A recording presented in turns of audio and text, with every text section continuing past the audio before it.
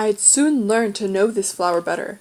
On the little prince's planet, the flowers had always been very simple. They had only one ring of petals. They took up no room at all. They were a trouble to nobody.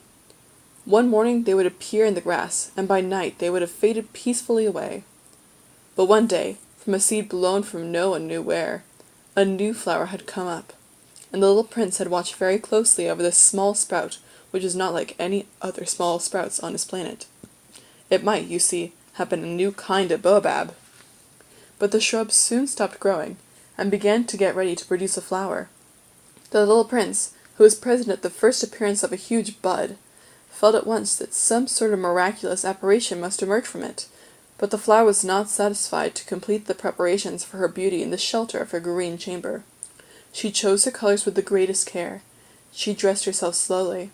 She adjusted her petals one by one. She did not wish to go out into the world all rumpled, like the field poppies. It was only in the full radiance of her beauty that she wished to appear. Oh, yes, she was a coquettish and her mysterious adornment lasted for days and days. Then, one morning, exactly at sunrise, she suddenly showed herself. After working with all this painstaking precision, she yawned and said, "Ah, I am scarcely awake. I beg that you will excuse me. My petals are still all disarranged." But the little prince could not restrain his admiration. "Oh, how beautiful you are!" "Am I not?" the flower responded, sweetly. "And I was born at the same moment as the sun." The little prince could easily guess enough that she was not any too modest, but how moving and exciting she was! "I think it is time for breakfast," she added an instant later. "If you would have the kindness to think of my needs." And the little prince, completely abashed, went to look for a sprinkling can of fresh water. So he attended the flower. So, too, she began very quickly to torment him with her vanity, which was, if the truth be known, a little difficult to deal with. One day, for instance, when she was speaking of her 4 thorns, she said to the little prince, "Let the tigers come with their claws."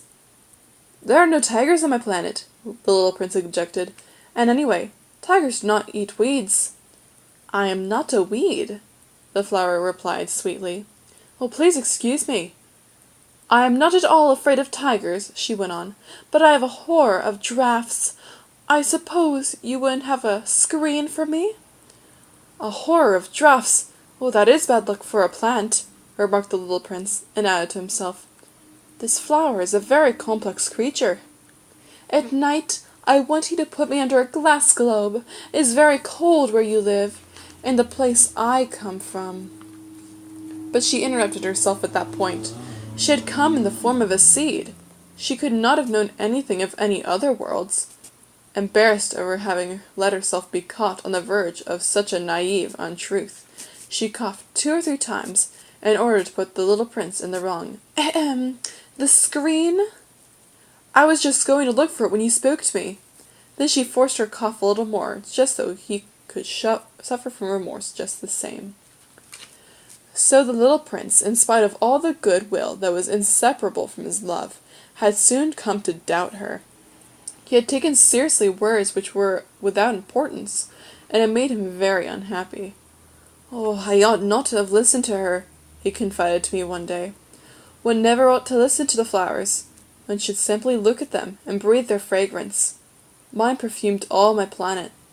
But I did not know how to take pleasure in all their grace. This tale of claws, which disturbed me so much, should only have filled my heart with tenderness and pity." And he continued his confidences. "The fact is that I did not know how to understand anything. I ought to have judged by deeds and not by words. She cast her fragrance and her radiance over me. I ought never to have run away from her. I ought to have guessed all the affection that lay behind her poor little stragmagents. Flowers are so inconsistent. But I was too young to know how to love her.